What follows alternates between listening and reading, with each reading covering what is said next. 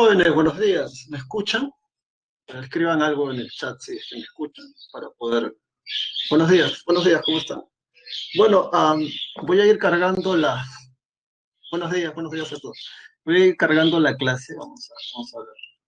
Estaba en el turno tarde, me mandaron un link al correo y bueno, yo obviamente como haría cualquier Homo sapiens, copié el link en la página y me botó el turno tarde, así que estaba en el otro salón solo con mi soledad. Y si no es por la tutora Janet, gracias, tutora Janet. Como que no, o sea, me quedo solo haciendo la clase, grabando solo y de repente no venía ningún alumno todavía. Nada, disculpen el retraso. Y vamos.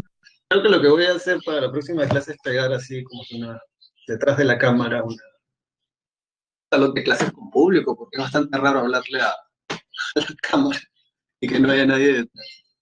Eh, bueno, para presentarme un poco, ah, soy el licenciado Víctor Urbina por la universidad a la cual ustedes pretenden ingresar, que es la Universidad Nacional Mayor de San Marcos. Soy licenciado en Ciencias Sociales con especialidad en Historia.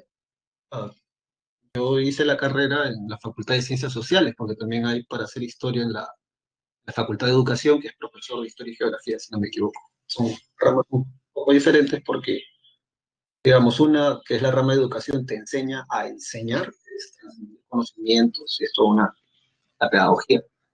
Y lo otro es, digamos, a poder investigar y poder hacer historia, poder hacer historia, poder saber cómo eh, sacar información del pasado. También, que es algo que suelo decir en mis clases, es que ingresé a la Universidad de San Marcos por la PRE. Ingresé en el año 2005, en el ciclo 2. Cuando ingresé, había muy pocos, o sea, en teoría había poca gente que estaba postulando por ahí porque era el examen tipo ensayo. En ese entonces yo solo tenía que estudiar 8 cursos: RM, RB, metría, trigonometría, aritmética y álgebra, que venían en un solo curso, historia, geografía y economía. Después de eso, no estudié biología, no estudié física, no estudié filosofía. Era un método diferente. Y justamente en ese sentido, creo que todos ustedes deben de entender, no sé si aquí hay gente que venga de otra experiencia virtual como es esta. Esta es una situación diferente.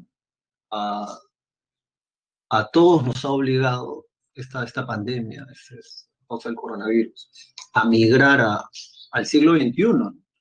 En las clases presenciales en la pre les solía decir a mis estudiantes que, o sea, nosotros ya vivimos en el futuro, pero en realidad no la queremos todavía, ¿no? O sea, esta idea de poder, por ejemplo, tener aparatos como poder tener estas cosas, eso eran cosas que antes la gente soñaba, ¿no? Hace unos 50 años atrás, sin ir muy lejos. Y producto de esta pandemia, todos nos hemos visto obligados a migrar a esta nueva tecnología. La clase se va a llevar así, en la medida de lo posible.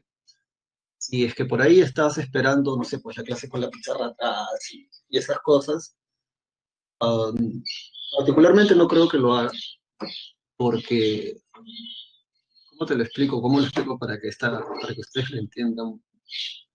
Es como que tengas una consola de videojuego moderna, llámese SP, no sé, pues 4, 5, quiera jugar algo de Game Boy, ¿no? En una consola así, ¿no?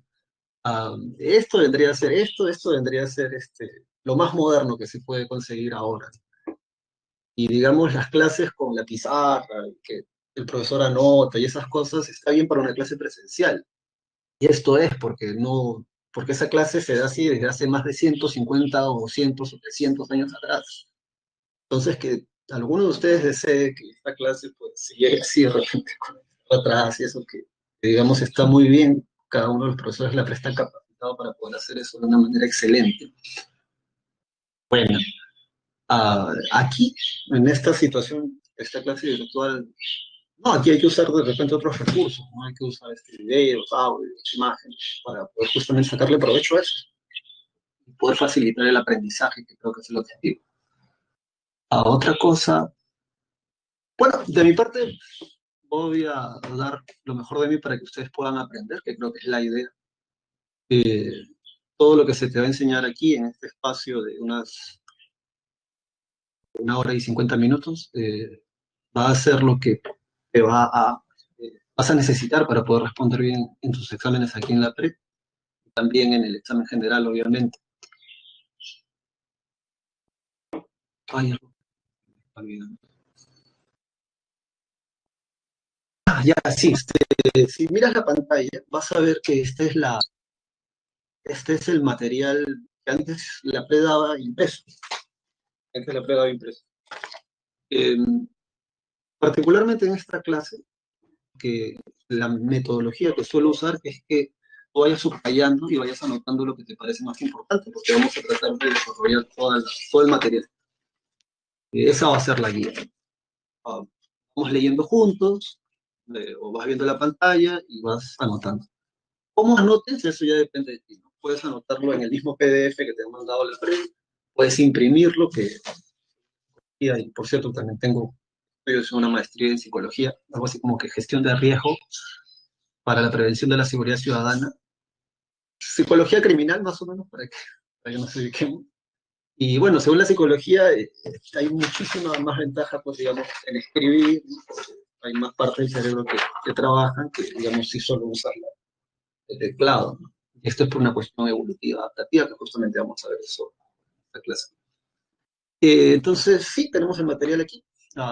La clase comienza con historia, ¿no? Dice desde los conceptos básicos de la historia hasta la de los metales, ¿no? Los temas que vamos a tratar son teoría de la historia, hominización, prehistoria, edad media y edad de los metales. Bueno, entonces esa es la sugerencia, ¿no? Tú vas subrayando lo que te sugiero que subrayes, porque definitivamente me imagino que algunos de ustedes ya tienen un método de aprendizaje de estudio.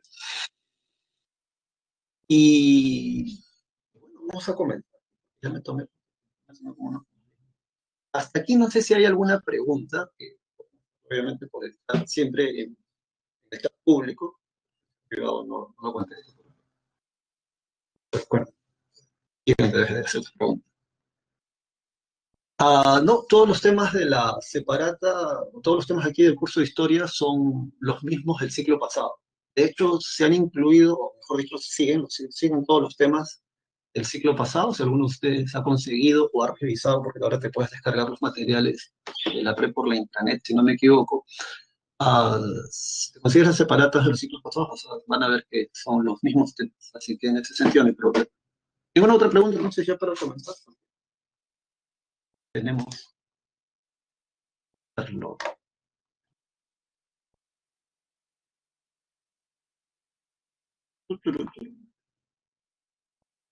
Bueno, entonces vamos a comenzar. Vamos a reducir esto.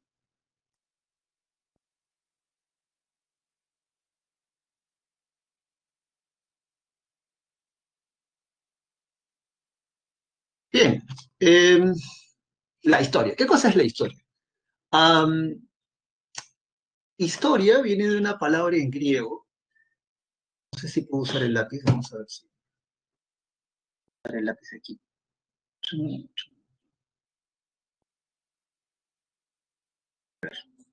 Historia.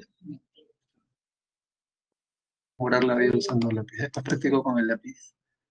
Pero historia viene de una palabra en griego eh, que más o menos fonéticamente sonaría así, ¿no?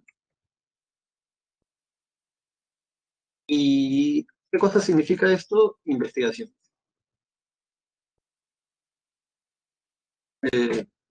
Historia, que es una palabra en griego, significa investigación. Ahora, ¿alguno de ustedes sabe o recuerda, o por ahí ha escuchado, a quién se le considera el padre de la historia? Podemos usar, obviamente, el chat público para eso. Muy bien, la señorita Gabriela Gutiérrez, desde donde quiera que esté, y la señorita Yadira Cielo nos dice Heródoto. Creo que ese es Drújula, así que por ahí escríbelo, ¿no? O sea, donde dice teoría de la historia, subraya la palabra historia, y allí pon, ¿no? Al costado, ¿no? El padre de la historia es Heródoto. Ahora, ¿por qué se le considera Heródoto el padre de la historia? Porque él es el primer tipo en el mundo griego que trata de averiguar algo del pasado sin contar hechos fantásticos, ¿no? Como por ejemplo, si recuerdas la idea de tu clase de literatura o si recuerdas alguna mitología griega, los griegos tienden a explicar todos los fenómenos naturales a través de los dioses, ¿verdad? Hay un dios que controla el océano, hay un dios que controla el inframundo, ¿no? Que vendrían a ser Poseidón, Hades. Y en cambio Heródoto, o en la Ilíada misma, donde intervienen los propios dioses en la guerra, Heródoto quiere saber algo más real o digamos más palpable que vendría a ser las guerras médicas, o lo que él denominó las guerras médicas. Las guerras médicas van a enfrentar a los persas, al imperio persa, contra las ciudades-estado o las polis griegas. Ahora, originalmente, y eso si quieres lo puedes anotar como una mención aparte, porque vamos a volver con Heródoto más adelante en la clase de la semana número 3. Um, Heródoto comete una confusión, comete un error, ¿no? Porque él le pone las guerras médicas, pensando de que fueron los medos los que atacaron a los griegos. Sin embargo, la investigación actual ha confirmado, y eso ya es de conocimiento público, por así decirlo, que en realidad fueron los persas los que atacaron a los griegos. Entonces, originalmente debió de haberse llamado las guerras pérsicas. Ahora, ¿por qué Heródoto comete esta confusión? Porque los medos y los persas viven en la misma zona y en el mismo tiempo. Entonces, a veces los medos conquistan a los persas y a veces los persas conquistan a los medos. Cuando Darío primero inicia la expansión hacia lo que vendría a ser Europa Oriental, eh, él era persa, pues, ¿no? Entonces debió haberse llamado así. Así que por ahí anota eso. Bueno, ahora, por eso que a Heródoto se le atribuye como el padre de la historia, porque es el primer tipo que quiere contar algo sin fantasía, sin la intervención de los dioses y usando lo que vamos a ver a continuación, fuentes orales. Él a partir de las entrevistas que hace a personas que estuvieron en esas guerras o que escucharon sobre esas batallas, él cruza la información y así es como él puede sacar su libro que se llama Historia o 9 libros de historia. Entonces también eso por ahí se ha puesto, ¿no? Heródoto, padre de la historia, lo dicho esto, ir acá. Bueno, el concepto de la historia. ¿Qué cosa es la historia? La historia es la ciencia social, dice ahí en tu material, que estudia a las sociedades humanas a lo largo del tiempo y en un determinado espacio. Entonces son dos elementos aquí importantes. El primero es el tiempo. Y ahí tú puedes colocar cronología, que vamos a verlo a continuación. Todo lo que vamos a estudiar en estas clases tiene una cronología. Está engarzado en un año, en un siglo, en una era o en un periodo determinado y en un espacio. Bueno, el espacio lo vamos a ver, el espacio es lo geográfico, ¿verdad? El medio ambiente, el entorno, dónde se está desarrollando, en qué lugar se está desarrollando este suceso. Y dice, en su definición debemos de tomar en cuenta los siguientes elementos. No, el primer elemento es el objeto de estudio, subraya eso, el objeto de estudio. ¿Cuál es el objeto de estudio de la historia? No es el hombre. En el siglo pasado, y ahora ya no suena tan chistoso, antes sí sonaba chistoso a mucha gente, pero en el siglo pasado decían, ¿no? La historia la hacen los hombres, entendiendo que ahí se incluían a las mujeres. Entonces, no, hombre es sexo masculino. O sea, aquí no hay varones en la clase que hemos sido. No es eso. Am, como dice ahí en la separata, o en el material de trabajo, el objeto de estudio de la historia es estudiar al ser humano en sociedad, porque tampoco la historia estudia a un ser humano aislado. Bien es cierto, producto de la pandemia, estamos en aislamiento, el ser humano es un ser que hace lo que tú y yo hacemos ahora. De alguna manera nos estamos conectando, estamos haciendo, ¿no? Entonces, la historia estudia eso, ¿no? El ser humano en sociedad, no a un ser aislado, a través de los hechizos. Bueno, luego de esto, le sigo dando aquí pensando que esto me va a dar a la manito. ¿Cuáles son los elementos de análisis para el estudio de la historia? Um, un elemento de análisis, vamos a ponerlo por aquí, dice, es el hecho histórico, se estudia teniendo en cuenta los procesos, ¿sí? Subraya eso. De hecho, el sistema DECO, que es este nuevo sistema para hacer preguntas, por ahí de repente les pase, por ahí de repente puedas conseguir las preguntas de los exámenes de la anteriores al 2000 anteriores al 2015 y te vas a dar cuenta que hay una diferencia en relación a las preguntas. Antes las preguntas de historia eran bien dateras, o sea, tú tenías que memorizarte el dato. Tenías la dicha de haber aprendido esos datos que te iban a preguntar, porque te preguntaban en el examen, pues obviamente respondías bien. En la actualidad, el sistema DECO lo que pide, que es este nuevo sistema de hacer las preguntas, es que nosotros te damos los datos en las preguntas. Te ponemos el tiempo, te ponemos el espacio, te damos una breve descripción de lo que queremos averiguar que tú sabes. Entonces, a partir de esos datos que se te dan en la pregunta, se le pide al estudiante que infiera la respuesta o que pueda llegar a una conclusión y saber cuál es la respuesta correcta. Entonces, sí, aprendes los procesos. ¿Cuáles son los procesos, profesor? Causas, características y consecuencias. Te vas a dar cuenta si te quedas en esta clase hasta el final, que una cosa nos lleva a la otra. Por ejemplo, el tallado de las piedras, que lo vamos a ver en un momento, esto nos va a llevar a las culturas comunes. Todo el mundo piensa en los Anunnaki, piensa en los extraterrestres, y es algo que suelo decir en clase. Pensar que las pirámides de Egipto fueron construidas por seres que vienen de otro planeta o por seres superiores fuera de nuestra especie es un insulto al ingenio humano, porque en esta clase justamente vas a aprender que los seres humanos, los homínidos, tienen tallando piedras no uno, sino 2 millones de años. Esta pluma, nuestra sociedad actual en la cual tú y yo vivimos, y según Christoph Keller, que es el Arius, la historia inicia con la aparición de la escritura. Antes decían eso, antes decían que sin la escritura no había historia. Y bueno, ¿cuándo apareció la escritura? La más antigua, que se cree que es la cuneiforme, esa apareció en el 3500 a.C. Hasta la actualidad han pasado 5000 años. Yo te invito a que hagas ese ejercicio mental de poder asumir 2 millones de años. Los seres humanos, los homínidos, tienen tallando piedras 2 millones de años. Algo han tenido que aprender, ¿verdad? Para llegar a lo que hicieron, que son las pirámides de Egipto, o para llegar aquí, en el mismo actual territorio que ahora llamamos Perú, como por ejemplo la piedra de los 12 ángulos, ¿no? Que se encuentra en el Cusco. O sea, la gente no entiende, ¿no? Que eso es tecnología. Y algo que tienes que aprender a partir del estudio de la historia es que el conocimiento es poder. El conocimiento te va a permitir a ti romper ciertas cadenas, ir más allá de ciertas barreras.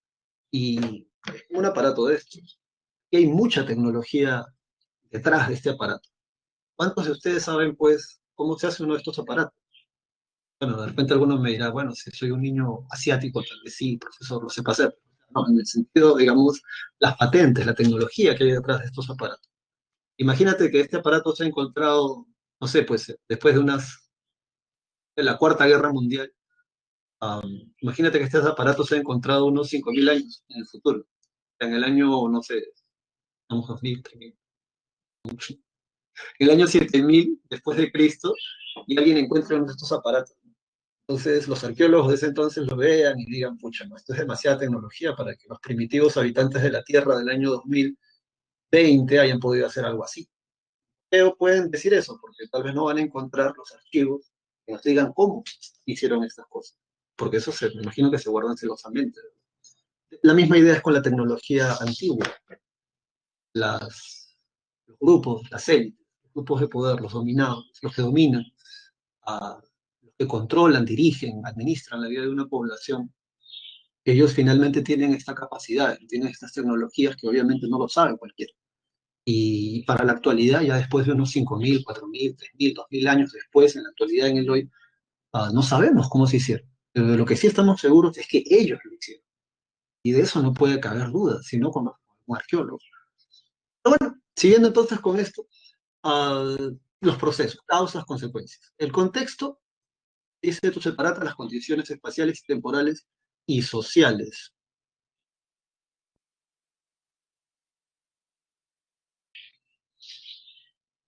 Sí, pero ser humano. El ser humano sí incluye eso y ahí sí no hay duda. En cambio, el otro se basa más en el género.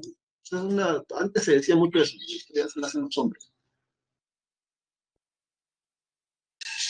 Eso lo deben de consultar, pregunta Sodi Salinas. Eso lo deben de preguntar con la tutora Janet, porque desconozco por qué no. Pregunten qué. Estaban protestando. Ese es el príncipe Marquín. Vámonos ahora a la finalidad. ¿Cuál es la finalidad de la historia? Bueno, la historia dice esto, separata, ¿no? Comprender el presente a partir del conocimiento concreto del pasado. ¿Quieres saber por qué tenemos una administración como la que hemos tenido en la actualidad sobre este contexto de la pandemia? ¿Por qué hay tanta gente que se roba la plata en el Estado peruano? ¿Por qué nos discriminamos entre nosotros a pesar de que se dice que el que no tiene dinga tiene de mandinga? Bueno, todas esas respuestas las tiene la historia. Gracias al estudio de la historia vas a poder entender por qué estamos como estamos.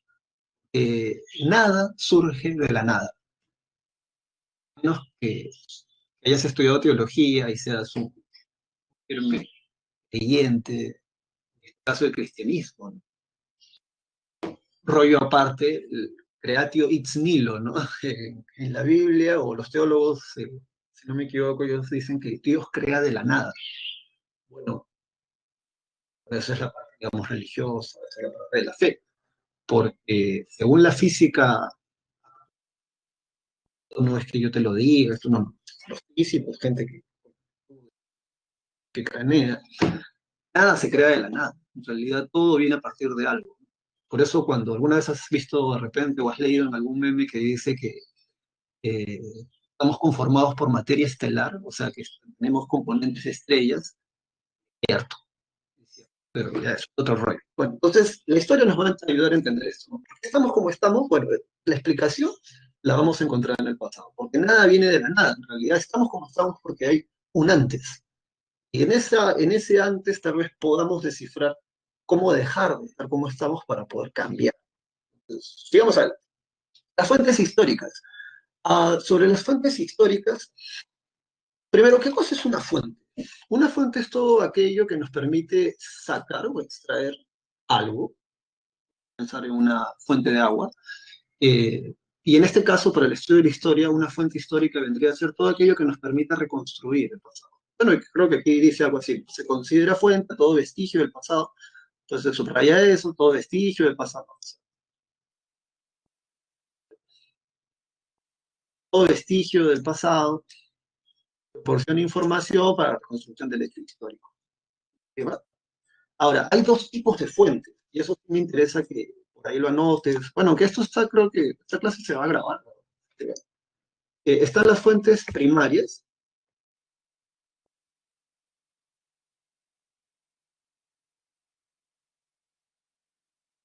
Pensé que estaba diciendo el cuadro de texto y ya estaba dibujando un cuadro. Fuentes primarias, y luego están las fuentes secundarias.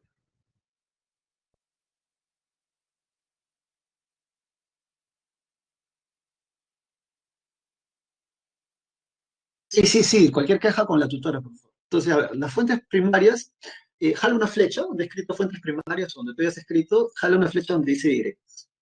Las fuentes primarias tienen la característica, o tienen dos características principales. La primera es que eh, están hechas o han sido generadas o pertenecen al propio contexto histórico. Y la segunda es que, sí, sí, bueno, esa es la principal, como dice acá, elaboradas contemporáneamente al hecho escrito y producidas por los testigos o protagonistas del evento. Entonces, donde dice directas, ahí incluso para atacar. Estoy señalando como si estuvieran mal. Donde dice directas, aquí pon fuentes primarias. ¿Por qué es importante que sepas esto? Porque la Universidad de San Marcos en el examen general y también la PRE han preguntado por esto. La última pregunta que recuerdo iba de esta manera. El, Algo así como que parte del diario de Cristóbal Colón, transcrito por Bartolomé de las Casas.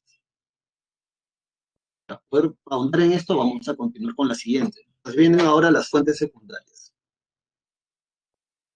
Vamos a ver. Las fuentes secundarias, indirectas, dice tu separata, y esas son las dos palabras claves. En esta clase, por cierto, en esta clase vas a aprender una serie de cosas y espero que aprendas más cosas de las que te pide el examen. Y una de esas cosas que vas a aprender, al menos aquí, es raíces de palabras o palabras claves. Las palabras claves son aquellas palabras que, por ejemplo, tú le engarzas a un tema, y esto es una cuestión pedagógica, y tú ya a partir de esa palabra clave puedes deducir otras cosas. Entonces, cuando tú pienses en fuentes primarias, piensa en la palabra directa. ¿Por qué? Porque de manera directa las fuentes primarias te van a llevar a lo que tú quieres estudiar, al sujeto de estudio.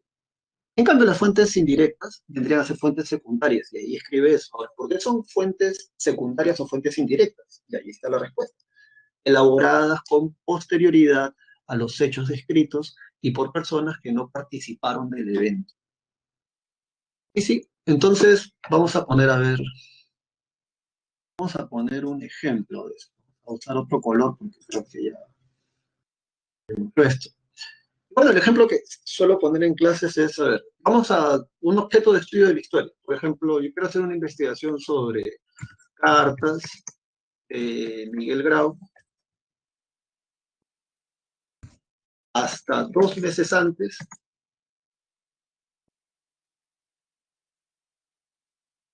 Sí, sí, sí, ahí me preguntan, o sea, sí, fuente primaria, fuente directa, fuente secundaria, fuente indirecta, ¿no? Y esas son las dos palabras clave. Tú cuando pienses en fuentes primarias, piensa en algo directo. De manera directa te va a llevar a tu objeto de estudio.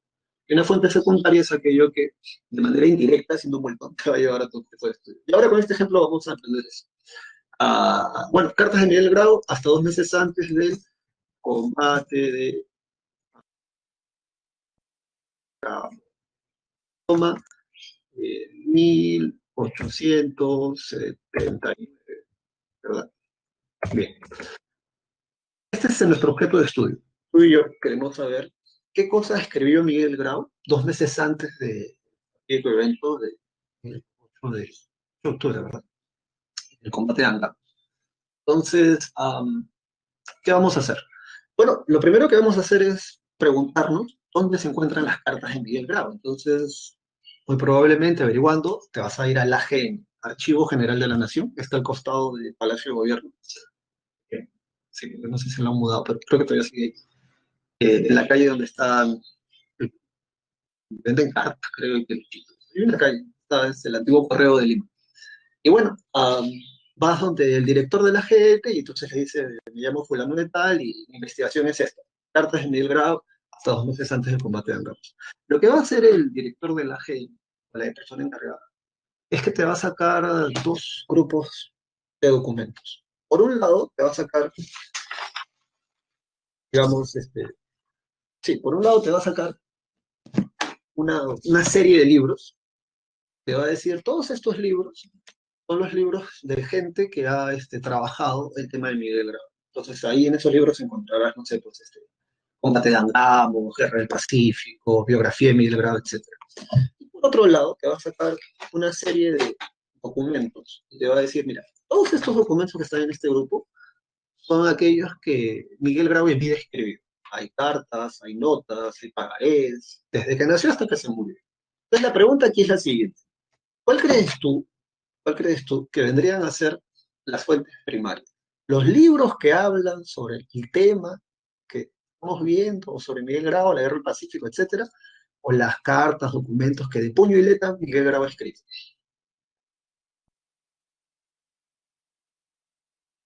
Cartas, sí, obviamente. Sí, ahí está Giovanni, Renzo, Jim, puño y letra, ¿no? Nadie, sí, eso. Madre.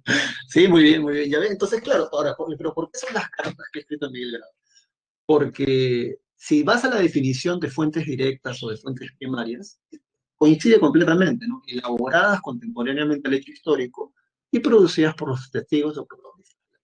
Ahora, pero, y ya la idea, ¿qué pasa si se lo comen las polillas, las cartas? Es algo que ha pasado, por cierto, con muchos documentos de la historia del Perú. Se comen las polillas, le cae agua, se pudrió, lo usaron para envolver pescado, qué sé yo.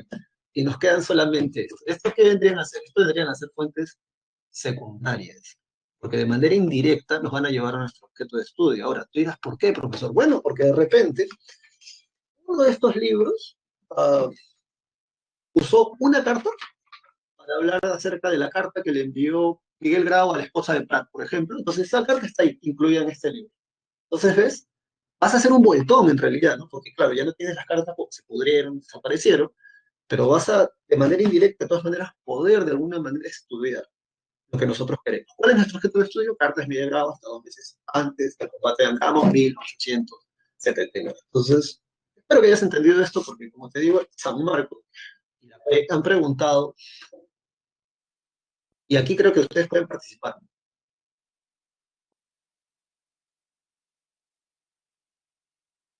Bueno, allá. El diario de Cristóbal Colón, transcrito por Bartolomé de las Casas. La pregunta era algo así como, ¿qué cosa es? ¿No? O sea, ¿y para ti qué cosas serían? ¿Fuentes primarias? ¿Fuentes secundarias? ¿Fuentes directas o una fuente directa? Ajá, ahí tenemos ahí Renzo, Jennifer, Alejandra, Giovanni. Ajá, sí, fuentes, sí, muy bien, sí, Natalia, Camila, Nicolás, Lady, sí, secundaria, fuentes secundarias. Eso está bien, muy bien. Entonces vamos a seguir adelante. Bueno, aquí luego, en esta separata se ha incluido, vamos a ver cómo voy de tiempo. Heródoto dice, ¿no? Realizó las primeras descripciones analíticas del conflicto bélico. Sí, bueno, vamos a subrayar esto, ¿no? El conflicto bélico, las guerras médicas. Sí, es importante que lo sepas, padre de la historia. Ya sabes que guerras médicas, ahí puedes anotar al costado, debió de haberse llamado guerras pérsicas. El compañero se equivocó, se confundió. Pensaba que eran los medos los que estaban atacando a los griegos, cuando en realidad eran los persas. Y dice su libro, Cumbre, Historia de investigación o 9 libros de historia. Ya eso tú lo sabes. Ahora tú sigues, que viene después, poco después en realidad. Dice, él fue el primero en diferenciar, ya eso subrayalo porque no sé si es información nueva, ya eso sí no estaba antes en la separata. Las causas, o sea, él diferencia las causas de un pretexto. Eso es algo que la FRE pregunta desde que yo era estudiante en la FRE en el año 2005, o sea, hace ya como que 15 años atrás, creo. Eh, ¿Cuál es el pretexto que usa, y eso lo vamos a ver cuando hablemos del mundo griego, pero en esa clase? ¿Cuál es el pretexto que Darío I utiliza para atacar a las polis griegas? Porque el pretexto es la rebelión de la ciudad jónica de Mileto. Pero ese es el pretexto. ¿Cuál es la razón en realidad? ¿Cuál es la causa del por qué se inician las guerras?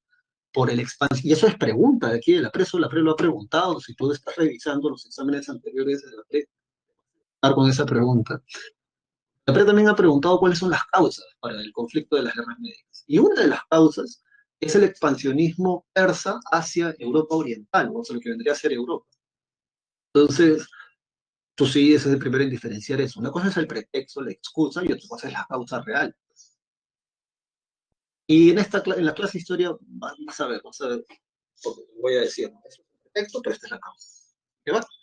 ¿Qué cosa cuenta Tucídides? Historia de las guerras del Peloponeso. Luego de que los griegos se sacan la mugre con los persas, como ya no tenían con quién pelear, se van a pelear entre ellos. Esparta versus Atenas, cada una lidera una liga. Entonces, eso lo vamos a ver después. Vamos, vamos a seguir avanzando y vamos a las fuentes por su forma, su expresión. Ya, los tipos, clases de fuentes deberían ser estos. Hay cuatro tipos de fuentes: materiales, orales, escritas y audiovisuales. A ver, déjenme. Vamos a comenzar por las fuentes materiales. Voy a compartir mi pantalla. Iniciar una encuesta, compartir video, una encuesta, subir presentación. No, compartir pantalla. Ya a ver, no hay nada, creo que no hay nada indebido. Vamos a, vamos a compartir pantalla aquí. Vamos a empezar por las fuentes materiales. O sea, acuérdate de eso, son cuatro tipos de fuentes: materiales, orales, escritas y audiovisuales. Una de esas cuatro es la más importante hasta el día de hoy para el estudio de la historia, que también ha sido pregunta en algún momento. Pero vamos a comenzar por las fuentes materiales. ¿Qué cosa es una fuente material para el estudio de la historia? Según la separata, dice materiales, fuentes materiales. Toda evidencia física, y esa es la palabra clave, es toda evidencia física, subraya eso, toda evidencia física, o sea, es palpable, lo puedes tocar, ¿no? Lo puedes sentir, lo puedes oler, lo puedes probar, lo puedes hacer, puedes tocar, de la presencia humana, y eso también es importante. Toda evidencia física de la presencia humana, de manera directa o indirecta. Tú digas, profesor, pero ¿cómo el ser humano puede hacer algo material de manera indirecta? Bueno, las huellas de la de Tolly, por ejemplo. Las huellas de la de Tolly, y más adelante lo vamos a ver, es el Australopithecus lucy, afarensis, Bueno, es un Australopithecus en realidad, no es un Australopithecus que estaba por la orilla de un lago o de un río y caminó. Y luego un volcán hizo erupción, la ceniza cae sobre esas huellas y eso se petrifica. Estas huellas tienen 3.500.000 años de antigüedad aproximadamente. Entonces, ¿quiso hacer intencionalmente ese Australopithecus esas huellas? No. Pero esas huellas son una evidencia para el estudio de la hominización que genera el ser humano moderno. Ahora,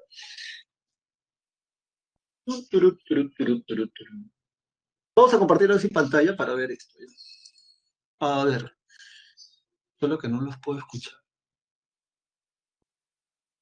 Me pregunto si... Ahora, ¿ven lo que... ¿Qué cosa es esto? Ven la pantalla, pero primero voy a preguntar porque no sé si ven la pantalla. Sí, sí ven la pantalla ya. ¿Saben qué cosa es eso? Sí, es un mojón, caca, mierda. Pero no es cualquier caca, no es cualquier mierda. En realidad es un coprolito, se llama. Es un mojón fosilizado. Que tú no lo creas, eso sirve para estudiar la historia. Tú dirás, ¿qué cosa, profesor?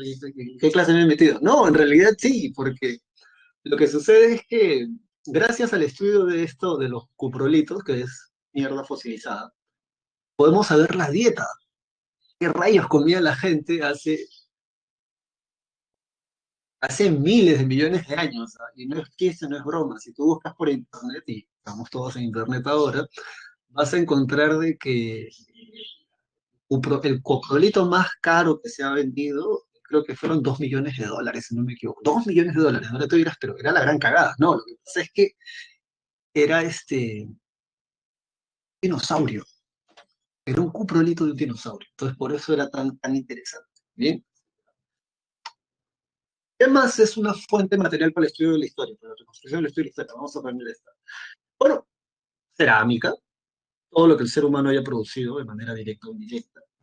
Un botón, eso es una buena pregunta. Chicos, un botón, chicas, ¿nos puede servir para reconstruir la historia de la humanidad? ¿Ustedes qué dicen? A ver, usemos el chat.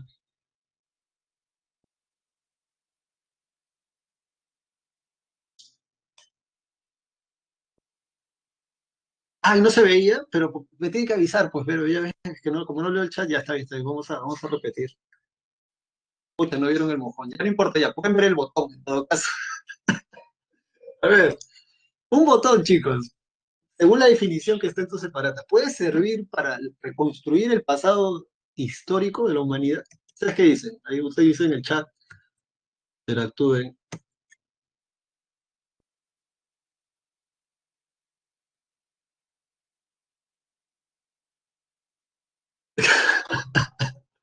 A ver, vamos a ponerlo solo a pedido del público, ¿ya? Es un coprolito, coprolito. Es un mojón fosilizado. Y sí, sí, sí, pones a investigar, hay unos que se han vendido muy caros justamente por esta idea que te digo. Pero a ver, un botón, ¿nos puede servir para reconstruir el pasado de la historia? ¿Ustedes qué dicen? Sí, es una respuesta de sí o no. ¿Sí o no? El botón, ¿sí? ¿Ustedes creen que sí? Hay gente que dice que no. No, y ahí está, ¿eh? Sofía dice no. ¿Pero por qué no? No, porque no. No, no, pero a ver, vamos a otra imagen. Un marcador, un resaltador, nos puede servir para reconstruir el estudio de la historia. Resaltador, todos ustedes usan, ¿verdad? Para resaltar las ideas en papel y eso. ¿Sí? Ya, para aquella gente que piensa que no, en realidad sí cumple con la definición de fuentes históricas. Primero, ¿cumple con la definición? Eso es creo que algo que tenemos que entender. ¿Cumple con la definición, sí o no? Claro que sí cumple. Eh, y ahora, ¿cómo vuelvo a mi presentación acá? Mi presentación. Yo no sé cómo ver a mis presentaciones. Vamos a dejar de compartir esto. Ahí aquí está. Ah, ya bien. La definición, ¿qué cosa dice? Vamos a darle rápido porque si no me voy a quedar sin tiempo como en las clases presenciales. Toda evidencia física de la presencia humana, artefactos, construcciones, desperdicios, restos humanos. Bueno, si volvemos a la imagen, ¿sí? Si volvemos a la imagen, ¿Por qué un resaltador? Bueno, porque tienes que hacerte la idea, ¿no? Hasta cargar. Tienes que pensar en esto. Imagínate que de aquí a unos 5.000 años, la clase ya no se esté dando de manera virtual o presencial, la clase se está dando en la luna. ¿Bien? Estamos en la luna. Entonces, ustedes están flotando de repente por ahí, ¿no? Ya sabes que en la luna no hay gravedad, o sea, poca gravedad, están por ahí. Y de repente hay pues, yo no tengo, justo hablando de resaltador y yo no tengo, pero ya imaginemos que es un resaltador, ¿bien? Entonces, esto está flotando así, ¿no? Está flotando y ahí hay un holograma, ¿no? Y dice resaltador, dice. Y hay otro, uno de estos. Entonces uno de ustedes muy inocentemente preguntará, ¿no? Estamos en el año 5.000 y tantos, en la luna. O sea, ¿qué cosa es esto?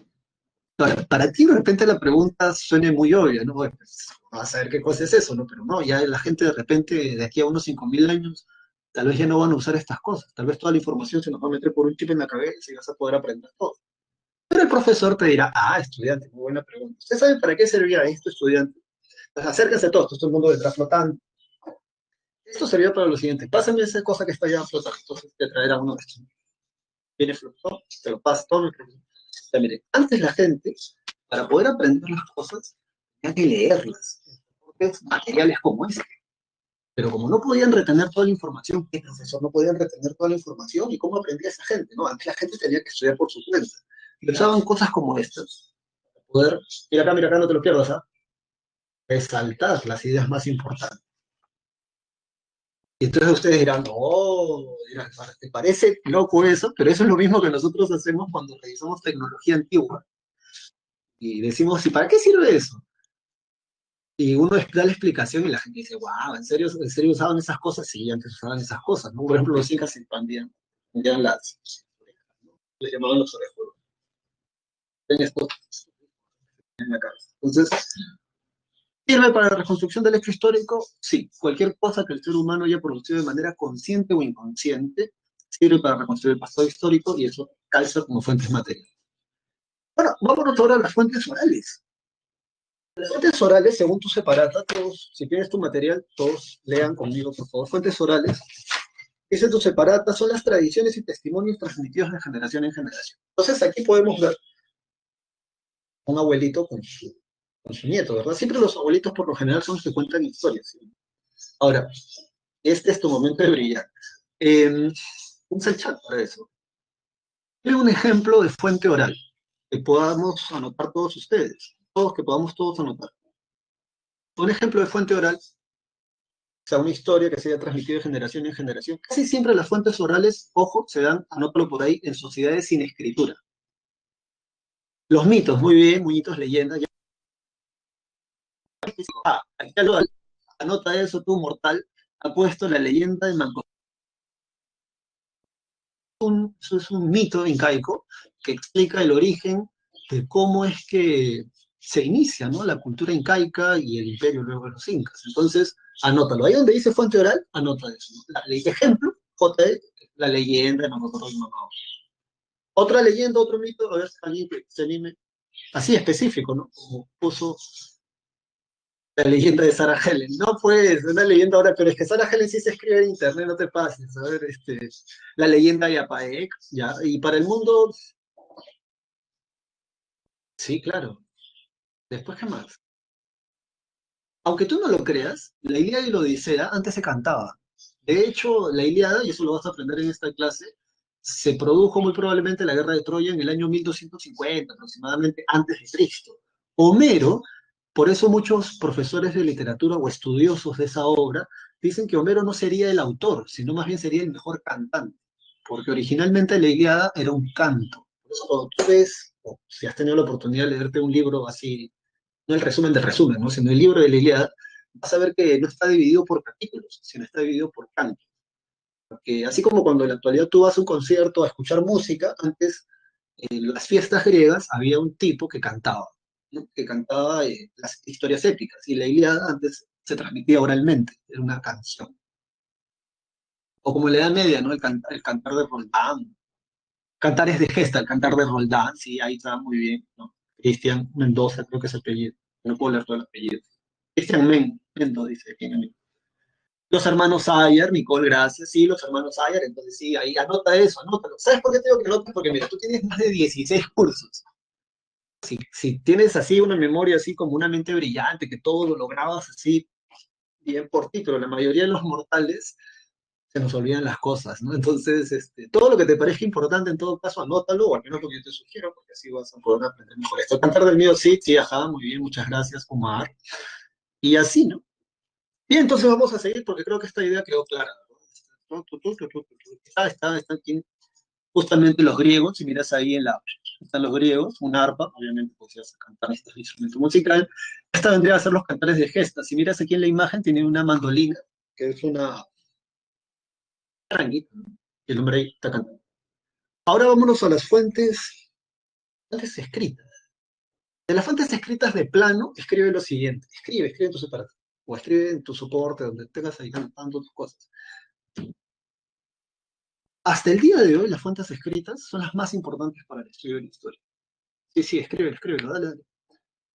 Son las más importantes. Ahí donde dice fuentes escritas, ahí, son las más importantes para el estudio de la historia. De hecho, vamos a ver en un momento a Celarius, Christoph Keller, y Christoph Keller decía que la historia comienza cuando comienza la escritura. Mira,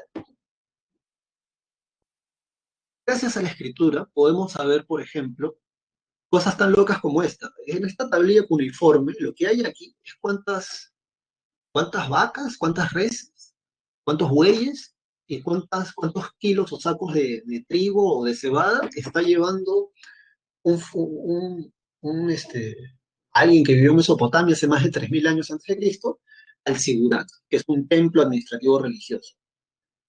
Eso no podríamos saber eso si es que no fuese primero porque tiene el año, tiene la escritura. La escritura nos permite poder conocer estas cosas.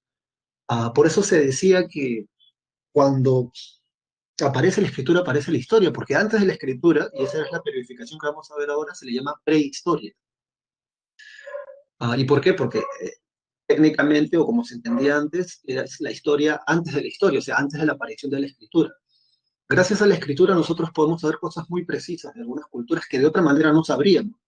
Algunos de ustedes, si no la mayoría de ustedes, debe de conocer, por ejemplo, la cultura chavín. La cultura chavín, dicen los arqueólogos, ¿no? Dioses terroríficos, dioses que dan miedo. am, ¿Qué más dice? ¿Y por qué dicen eso? Bueno, por cómo se ven, a ver, vamos a poner acá cultura, iconografía, cultura chavín.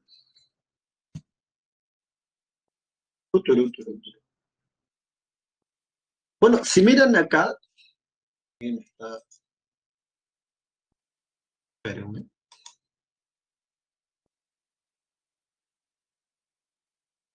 digo mi bueno, si miran aquí la iconografía chavín, los arqueólogos dicen, sí, son dioses que dan miedo, que son porque a partir de esta idea del terror es como logran, ¿no? Tener su oráculo, logran poder administrar, ¿no? Y poder ser un gran oráculo del horizonte temprano. Sin embargo, nadie te va a decir a ciencia cierta que eso es así. No hay nadie que te vaya a decir que sí, que en efecto daban miedo y que por eso hacen las cosas como lo hacen. Ahora, ¿por qué ningún arqueólogo en la actualidad te puede afirmar al 100% que los dioses de Chavín eran dioses terroríficos, que daban miedo? Nadie te lo puede decir porque no hay nadie de la cultura Chavín que haya escrito, que haya dicho que en efecto da miedo. Como no tiene escritura, solamente pueden hacer teorías que se acercan bastante a la realidad y que de hecho muy probablemente se va a dar así, servían para inspirar miedo. Pero eso lo vamos a ver más adelante y creo que en la semana número 5, si no me equivoco. Así que, ¿entiendes la idea? La escritura es muy importante. Si tú te quieres hacer famoso o famosa, por ejemplo, en tu diario, en un diario, que escribe ahí porque, aunque tú no lo creas, a la gente con quien te habla, las fuentes más ricas para el estudio de la historia son las fuentes, son los diarios, son las cartas. Ahora, ¿por qué un diario? ¿Por qué una carta? Porque un diario, una carta es un documento privado. O sea, tú en tu diario tú no escribes, pues, no sé, Esto es cosas íntimas, ¿no? Y aunque tú no lo creas, en Europa sobre todo se ve mucho eso, hay trabajos de investigación muy interesantes a partir de cartas, datos personales. Por ejemplo, esto de que la reina Isabel, Isabel de Castilla, ¿te acuerdas? Todo el Colón. Ya. La reina Isabel de Castilla decía que solo se había bañado 2 veces en su vida. Y hasta donde tengo entendido eso lo dice la gente que estudia el tema, porque eso ella lo cuenta en una carta. Entonces, o sea, no es algo que figure en un documento oficial. Sí, la reina solo se bañó el día de su bautismo y un día antes de casarse. No, no dice eso. No dice eso en un documento oficial, eso se dice en una conversación íntima. Entonces, si tú quieres hacerte famoso, famosa, de aquí a unos 500, 1000 años, 1500 años en el futuro, escribe, escribe, tengo un diario, tengo una carta y de repente, gracias a tu punto de vista de las cosas, en el futuro la gente va a poder conocer a través de tu visión de las cosas cómo eran. Las fuentes escritas. Entonces, para fuentes escritas puedes anotar, no sé, una obra literaria como por ejemplo Cien años de soledad, o La palabra del mudo, fuentes escritas. Ya son las más importantes. Y ahora vamos a pasar a la siguiente, que son las fuentes audiovisuales. Las fuentes audiovisuales, voy a poner esto acá, a ver, fuentes audiovisuales. Hemos ido con esto prácticamente debajo del brazo. Anota ahí en fuentes audiovisuales, pueden ser pinturas, imágenes, pueden ser fotos, grabaciones de audio, pueden ser videos. Estoy completamente seguro que de aquí a unos años, si no es que ya, las fuentes audiovisuales van a ser tan importantes como las fuentes escritas. O sea, una cosa es leer, por ejemplo, un poema, ¿no? Puedo escribir los versos más tristes esta noche, yo no sé. Escribir, por ejemplo, la noche está estrellada y gritan azul los astros a lo lejos. Yo te pregunto una cosa, ¿tú cómo, si te gusta la poesía, tú cómo sabes cuál era el tono, cuál era la actitud, cuál era la performance del poeta cuando escribía eso? Porque yo sé que tú en tu cole siempre, ¿verdad? Hay ferias, hay concursos y salen a declamar, ¿no? Pero tú, ¿cómo sabes que realmente el poeta lo está escribiendo en ese tono? Una cosa es, y eso es una videollamada, y gracias a los videos vamos a poder saber eso, y la escritura no nos da eso. Por ejemplo, puedo escribir los versos más tristes esta noche. Escribir, por ejemplo, la noche está estrellada y gritan azules los astros. No, entonces, o sea, es otra actitud, ¿ves? También puedo escribir los versos más tristes esta noche. Escribir, por ejemplo, la noche está estrellada y gritan azules los astros a lo lejos. La videollamada o los videos nos van a permitir eso. Es algo que la escritura no puede hacer. No nos puede transmitir con qué tono de voz, con qué actitud poeta estaba escribiendo eso. Y bueno, tu generación pertenece a la de, hola, ¿cómo estás? Te ha puesto una galletita que no te lames la lengua con el codo, ¿no? Entonces, o sea, esa tu generación ha nacido con eso. De aquí a unos años te vas a acordar de mí, van a haber estudios sobre eso. Porque este fenómeno de los youtubers o los Instagramer o no sé qué más hay, pero este fenómeno es un fenómeno propio del siglo XXI, no existía antes. Entonces, vamos a volver aquí al chat. Los tambores de pie, no, espérate, me he retrasado un poquito en el chat. Renegade. Influencer, gracias, sí, influencer, sí, así se llama, influencer. Bueno, no, que puede, ¿no? Si puedes sacarle provecho, si esto vaciló, enhorabuena. Bien, esto se me desconectó, no sé por qué. Estoy hablando de la cámara desde hace media hora y me he dado cuenta de que no tenía la cámara. Así que vamos a retomar esto y vámonos ahora a las disciplinas y ciencias auxiliares, ¿ya? Vamos a ver sí, estaba hablando así, muy emocionado y todo, y nadie ha visto nada, así que quedará para el audio nada más. Vamos ahora a las disciplinas y ciencias auxiliares, ¿bien? Esto es fácil y vamos a hacerlo lo más rápido posible. La P ha preguntado por esto, por cierto. Cuando daba las clases presenciales, siempre habían estudiantes que se me acercaban y me decían, profesor, ¿cuáles son las citas? Ya, no es que yo te voy a decir, sí, esta pregunta, este tema va a venir. No, no puedo hacer eso porque en realidad hay un sistema de filtros que a cualquier, o sea, justamente saber qué van a preguntar. Lo que sí te puedo decir, porque lo recuerdo, es qué cosas o qué cosas ya han preguntado en la pre a partir de la separata. Entonces, lo han preguntado. ¿Antes ha preguntado la pre? O sea, la historia, ¿no? Los exámenes. Han preguntado. Disciplinas y ciencias auxiliares también han preguntado. Entonces, en tu separata, vámonos a ese punto en tu separata para aquellos que no sé si no se ubican, vamos a. Esperen, quiero volver a la presentación. ¿Cómo vuelvo a la presentación? ¿No? Así que hay una opción. Bajo el teclado. No. Ya, bueno, no sé. Pero vámonos ahora a las disciplinas y ciencias auxiliares, es el punto 3 en tu material de trabajo. Déjame compartir. Ajá. Presentación, ahí vamos aquí. No, pero sí está. No puedo dejar de compartir pantalla. Bueno. ¿Ustedes ven algo en la pantalla? Es audiovisual. Sí, sí, la pintura es audiovisual porque es una imagen, ¿no? Pero estamos hablando propio, cuando dice fuentes audiovisuales, estamos hablando más, bueno, sí, fuentes audiovisuales, pinturas, imágenes, sí, porque por las pinturas rupestres, por ejemplo. Bien, ah, vámonos ahora a disciplinas y ciencias auxiliares rápidamente, porque si no se nos va a agotar el tiempo y tenemos que terminar las clases. Ciencias auxiliares. Para un aprendizaje rápido, arribita donde dice ciencias auxiliares se escribe equivalen a carreras profesionales. Hay un rollo teórico sobre esto, ¿ya? Las ciencias auxiliares tienen un marco teórico, tienen una metodología y nos permiten, ¿no?, producir conocimiento específico en un área del saber humano.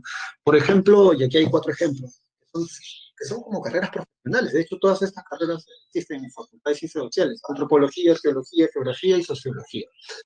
Entonces, sí, tú donde dice ciencias auxiliares, tú puedes escribir al costado para una mejor comprensión o hacer conectar mejor la idea, equivalen a carreras profesionales. La carrera de antropología existe. La antropología, como dice Pichiparata, estudia al hombre o al ser humano como un ser físico y cultural.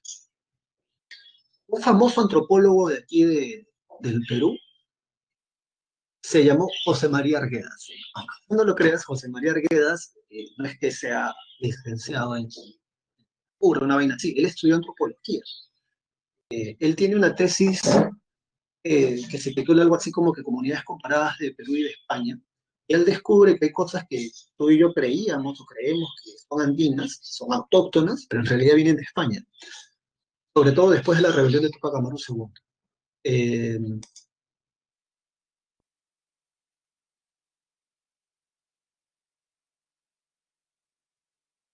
la antropología estudia la cultura del ser humano. Profesor, ¿qué es la cultura? Bueno, puedes anotar por ahí que la cultura es el conjunto de tradiciones y costumbres que caracterizan a un determinado grupo social. En el Perú hay culturas y subculturas. Por ejemplo, está la cultura andina, la cultura aymara, por ejemplo. Una cultura, también hay culturas urbanas. Una cultura urbana, bueno, yo creo que ya no existen porque ya se mataron, ya se suicidaron. Pero antes estaban los emo. Cuando más o menos tenía tu edad, estaba de moda ser emo. Personalmente nunca lo fui, pero sí estaba de moda, ¿no? Habían grupos que tenías que vestir de una manera y tenías que tener una actitud cierta manera para poder, digamos, pertenecer a ese grupo, porque no es que te admitan tampoco. Tienes que compartir ciertos códigos y por eso la antropología es tan importante, porque nos permite estudiar esas cosas. Un grupo más actual, K-pop. ¿Has escuchado hablar del K-pop? He ido a presentaciones de K-pop, a Barranco y a Salaberry, si no me equivoco. Tenía una amiga que ahora también es profesora de aquí de la PRE, que organizaba eventos así de K-pop. Varón, tú no te imaginas, 60 señoritas, 60 adolescentes gritando, cuando se proyectaba en la pantalla 5 chinos. Creo que eran 2PM en ese tiempo. Y entonces mi amiga me dice, Víctor, que no son chinos. Pero yo los veo jalados, les digo. No, me dice, son coreanos y son surcoreanos además. Pero yo los veo chinos, decía. No, no, no, que son coreanos, me decía. Entonces, para poder ingresar a ese mundo, yo tuve que ser invitado, porque de otra manera tampoco es que le vendan las entradas a cualquier persona. Un grupo y tienen un conjunto de características. Los otaku. ¿Han escuchado hablar de los otaku? Ah, Corea del Norte no. Sí, ya ves los otaku. Entonces, la antropología estudia a esa gente. ¿Ok? Sigamos avanzando. La arqueología. Anota ahí que aquí en el Perú al menos es considerado a Julio César Tello, el padre de la arqueología peruana. Julio César Tello es el que descubre la cultura chavín. ¿Ya? Ahora, la arqueología que estudia, la definición de la arqueología es muy similar a la de fuentes materiales. Subraya ahí, estudia los restos materiales dejados por el hombre. Vámonos ahora a la geografía. De la geografía, bueno, para San Marcos, un geógrafo muy importante es Javier Pulgar Vidal. Lo vas a ver en geografía. Si nunca lo has visto, no te preocupes porque lo vas a ver en tu clase de geografía, pero ve captando la idea. Él es el que divide en ocho regiones. A ver, la gente que haya estudiado esto, ocho, siete regiones, siete, gracias, Gabriel, gracias, Gabriel, Renzo, gracias, Omar, sí, ahí está, siete, un número divino, siete. Las siete regiones, ¿no? Tala, Sun, Iqueca, Omagua, Rupa Rupa, ¿no? Janca, ustedes saben. Entonces, Javier Pueblo del Vidal. Ahora, estudia la geografía y se estudia la interrelación, esta palabra es importante, de la sociedad y, ojo, mucho cuidado. Cuando tú leas sociedad, eso es un término que nace de nuestra área de estudio. Sociedad, inmediatamente tú piensas en los seres humanos, ¿ya? Porque sería una, digamos, como una especie de redundancia. Sociedad humana, ¿no? La sociedad nos pertenece al medio ambiente. Entonces, la geografía estudia eso, ¿no? Cómo el ser humano se relaciona con su medio ambiente espacial, geográfico. Vámonos ahora a la sociología. Bueno, ¿cómo te explico la sociología? Que la historia sirve para comprender el presente a partir del estudio del pasado. La sociología más bien estudia el presente para comprender el presente. Un trabajo sociológico, hasta donde he entendido en mi facultad, no puede ir más allá. Un trabajo, un trabajo sociológico no puede ir más allá en el tiempo de 30 o 40 años atrás, porque si fuese más allá, sería un trabajo histórico. Entonces, una diferencia interesante.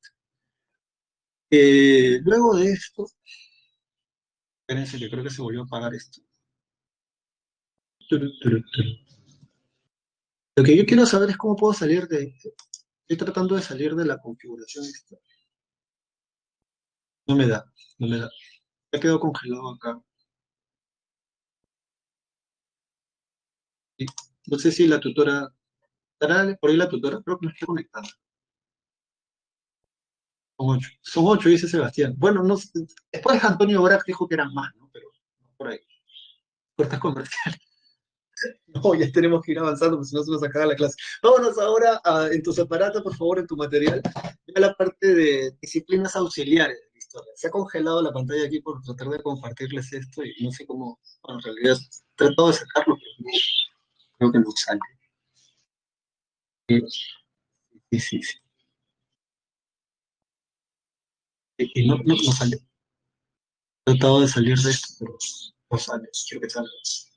Dejar de compartir. No sale. Bueno, ya. Entonces, disciplinas auxiliares de la historia. Las disciplinas auxiliares, anota al costado, son técnicas de estudio. ¿Bien? Son técnicas de estudio y nos sirven para estudiar una cosa muy específica. No tienen un marco teórico en sí mismos, sino son pura metodología, son puro método. Nos ayudan, gracias a esa metodología, a saber algo. Vamos a comenzar por la diplomacia. A ver, yo quería compartirles, hice esto. Era un video externo, inicié una encuesta. Vamos a, vamos a Vamos a quejarnos contra Calac porque se ha congelado esto y no sale. A ver. am, allá. La diplomacia. La diplomacia dice su separata, dice estudia los documentos oficiales. Piensa por favor en cualquier tratado, por ejemplo el tratado de Ancón, el contrato Grace, cualquier documento que un Estado, imperio, gobierno o institución haga o genere, eso lo estudia la diplomacia. No documentos personales, mucho cuidado. La diplomacia no estudia diarios, la diplomacia no estudia una carta que le envió un rey a otra persona. La diplomacia solo estudia documentos oficiales, generados por un imperio, por una institución, un Estado o alguna entidad oficial. Vámonos ahora a la paleografía, dice. Descifra la escritura antigua sobre la sociedad. ¿Descifra qué? Sí, hay. La paleografía, pero pucha, yo tenía una imagen sobre esto y no me sale, no me quiere salir la de esto. ¿Cómo podría ser? El desempeño de la separación. Un documento paleográfico. A ver. La paleografía, aquí la paleografía. Oh, no, ¿dónde está mi dedo? Aquí.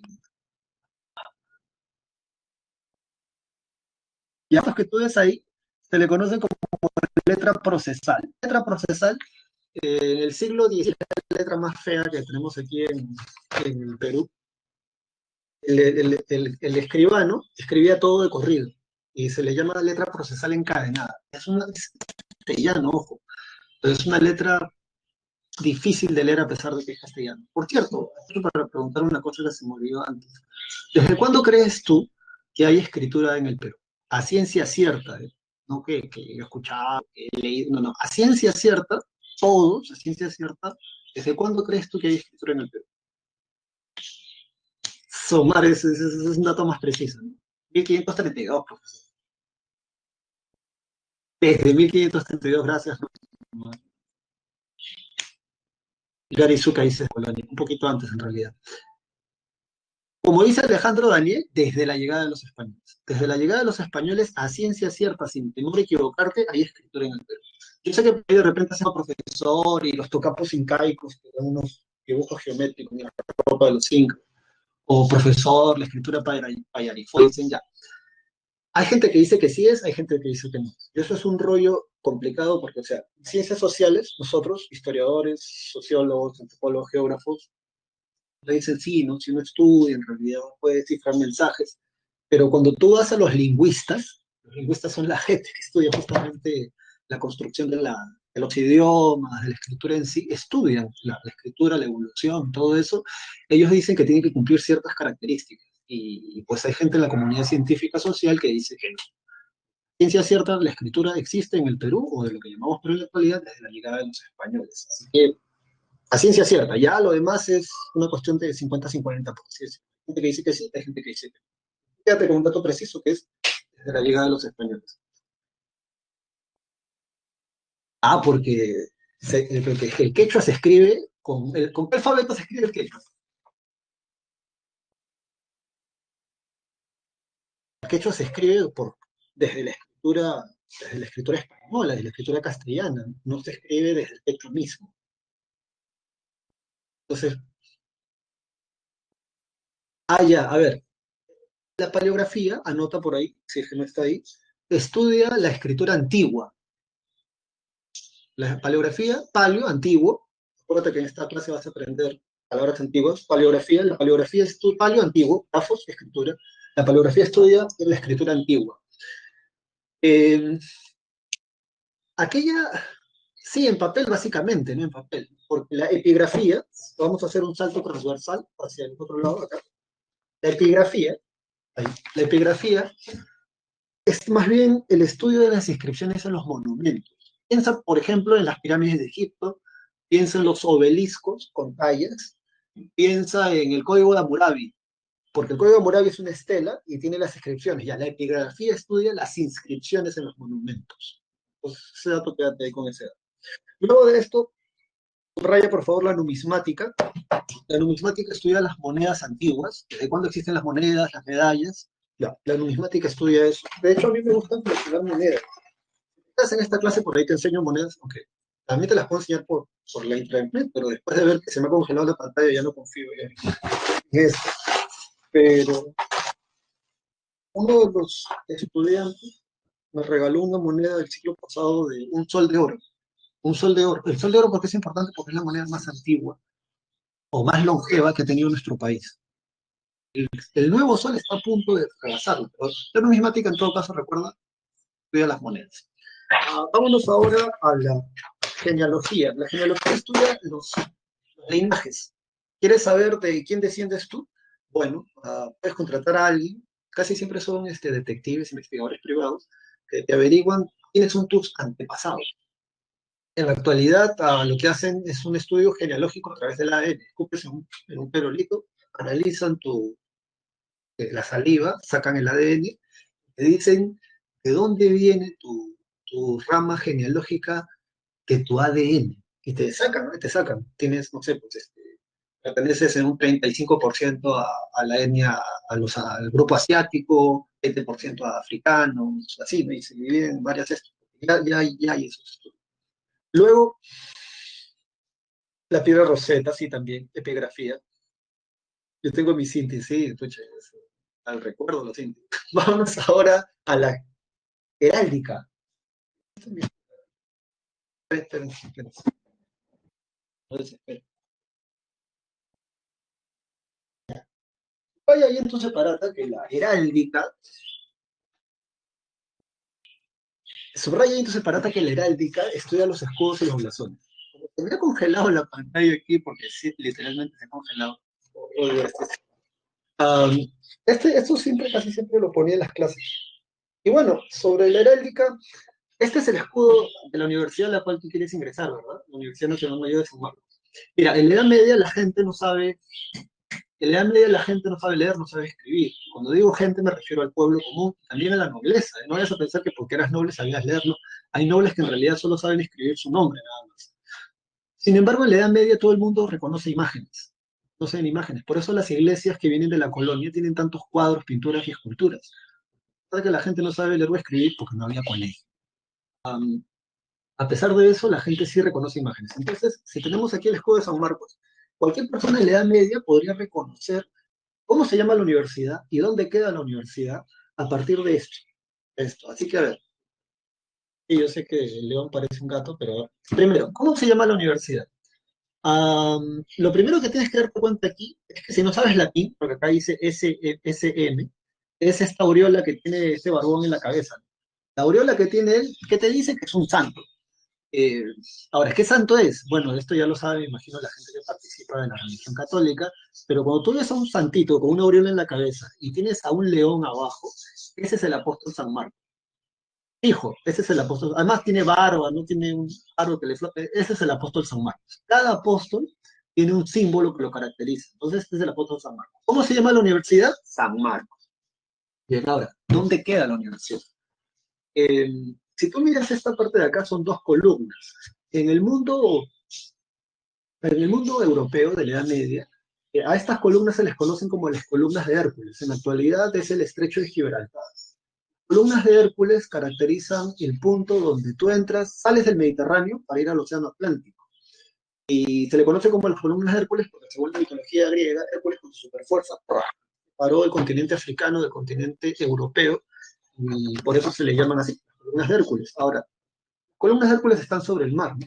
Entonces te dice que la Universidad de San Marcos está en las columnas de Hércules, no. Acá sí tienes que saber un poco de latín. En esta banda que está aquí, que dice plus ultra. Plus ultra significa más allá. O sea, que la Universidad de San Marcos está más allá de las columnas de Hércules. Ahora, ¿en qué ciudad?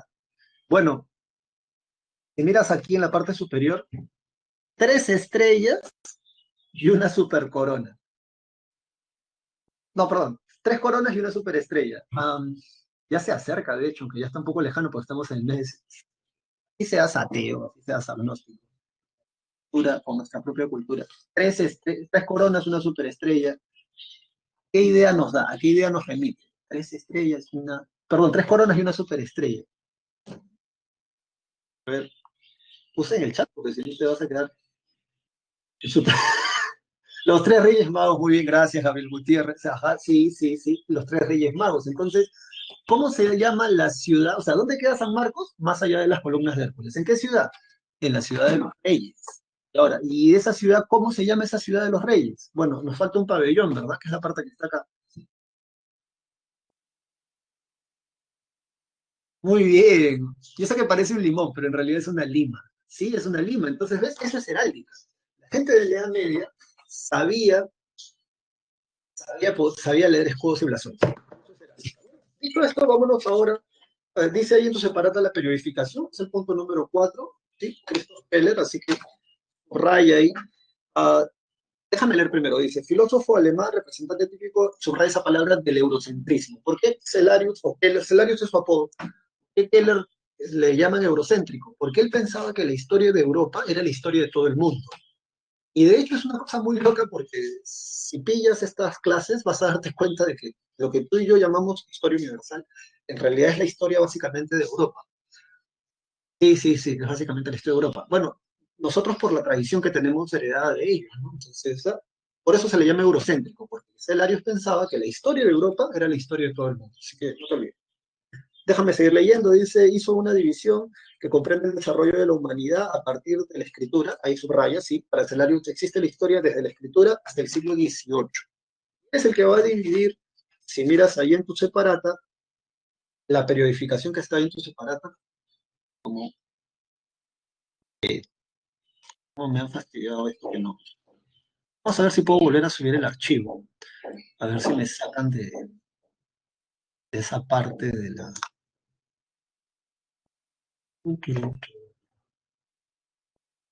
A ver, vamos a... En realidad, si no, la clase... De hecho, aquí la termina nuestra clase. 11:55, me avisan ya. Me voy de largo. Ah, bueno, Celarius, te recomiendo que aprendas esa división ya. La división cronológica acontecimental o por acontecimientos. ¿Por qué? Porque para Christoph Keller la historia comienza cuando aparece la escritura. 1500, 3000 antes de, 500, 3000 antes de Cristo. Mesopotamia, escritura cuneiforme. Desde la aparición de la escritura hasta la caída del Imperio Romano de Occidente, 476, para Celarius todo eso es la edad antigua. Desde la caída del Imperio Romano de Occidente hasta la caída del Imperio Romano de Oriente o la caída del Imperio Bizantino, 1453, es la Edad Media. Desde 1453 hasta 1879, la Edad Moderna, la Revolución Francesa, 1789. Y desde ese punto, 1789 hasta la actualidad, vendría a ser la edad contemporánea. Pero edad contemporánea creo que le van a poner, creo que le van a agregar eso, ya, edad contemporánea. Sí, sí. Ah, no se deja de compartir esto, ya no importa. Bueno, dicho esto, entonces vámonos ahora a la... vámonos a la hominización. Tema 2, la hominización. Oh, ubíquense ahí, por favor. Definición. Bueno, ¿qué es la hominización? Primero habría que saber qué cosa es un homínido, ¿ya? Como esta clase es grabada, vamos a tratar de darte toda, voy a tratar de darte toda la información porque lamento que se haya congelado esto. ¿Sí? Vamos a tratar de lo mejor posible, hay que adaptarse. Am, Primero, ¿qué cosa es un homínido? Antes de poder, digamos, darnos a la hominización. Escucha bien, un homínido es el individuo que pertenece al orden de los primates superiores, cuya especie superviviente es la humana. Un homínido se le dice al individuo que pertenece al orden de los primates. Antes decían primates superiores, cuya especie superviviente es la humana. Eso es un homínido. Recuerda que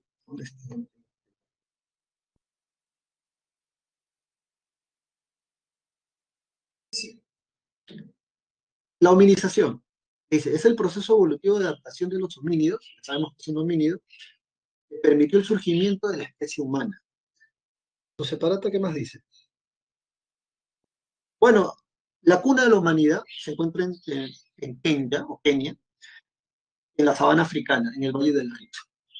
Y ya, luego de esto, pero yo aquí tengo la separata. Poner esto. Denme un momento.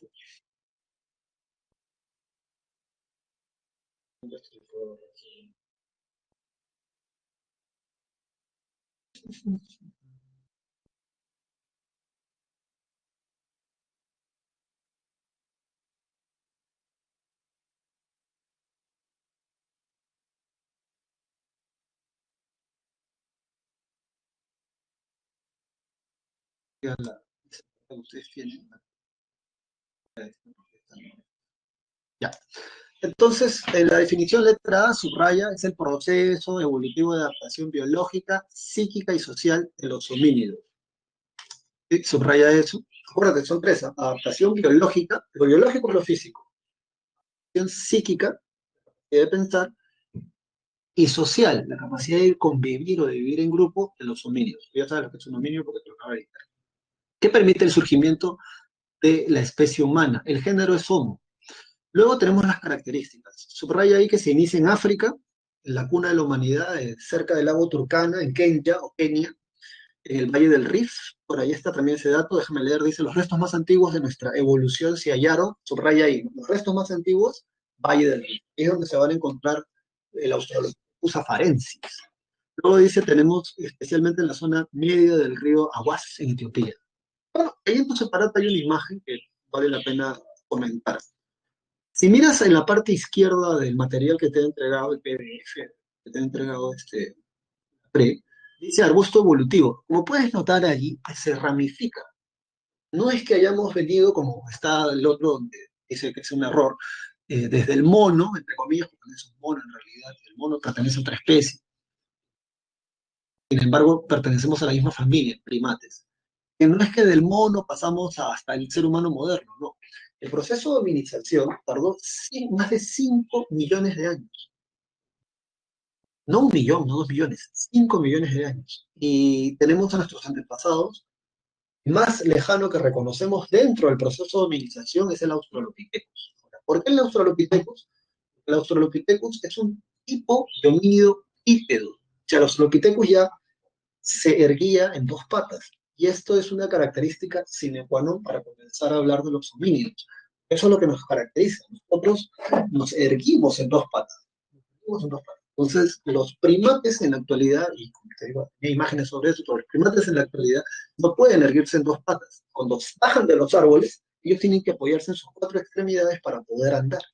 Nosotros no. Y por eso, a pesar de que el Australopithecus no pertenece al género Homo, se incluye dentro del proceso de hominización, porque si tú miras, vamos a verlo más adelante, está Habilis, Erectus, Neandertal, Homo sapiens, todos pertenecen al género Homo. El Australopithecus no pertenece al género Homo. Y sin embargo está dentro del proceso de hominización porque es bípedo. ¿Bien? Entonces, sigamos viendo esto. Factores de la evolución humana. Bueno, vuelve a subrayar para que remarques la idea. Punto número 1, el Valle del Rif y el surgimiento que surge en la sabana africana. Esto vino como pregunta en el examen general. Aquí en la PRE no he escuchado una pregunta así todavía, pero es una pregunta muy interesante. ¿Qué factores, de los que tú ves aquí en tu separata, desencadenan todo el proceso de hominización? Acuérdate, el proceso de hominización es ese proceso evolutivo adaptativo que permite, ¿no?, el cambio físico, psíquico y social que genera el ser humano moderno. Pero la respuesta correcta es, subráyalo ahí bien, la marcha bípeda. La marcha bípeda se dice desencadena todo el proceso de hominización porque cuando los primeros homínidos se hierguen en dos patas, liberan las extremidades. Ese liberar de las extremidades nos permite manipular objetos. A estos seres les permite manipular objetos. Estamos hablando de los Australopithecus afarensis, o sea, si tú ya no necesitas las manos o las manos para poder apoyarte, tú puedes manipular objetos. El Australopithecus afarensis tiene una data de 3.5 millones de años de antigüedad, pero el primero en producir herramientas es el hábil, por eso también se llama hábil, ¿no? Hábil con las manos. Eh,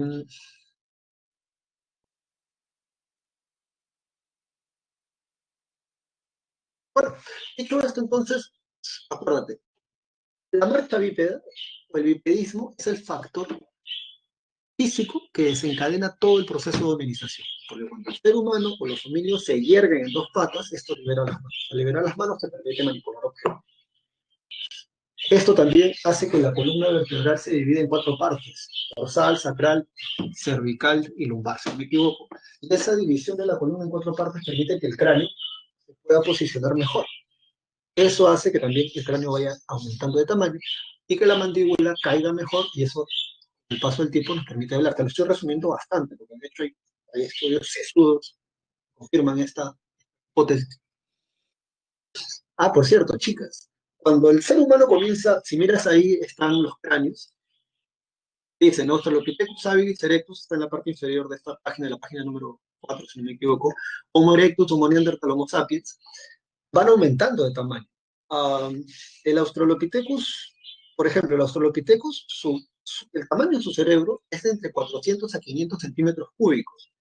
Yo lamentablemente no tengo un cubo, no tengo un cubo, pero centímetro cúbico.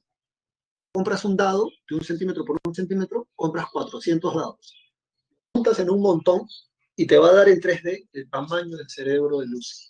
400, 500 centímetros cúbicos.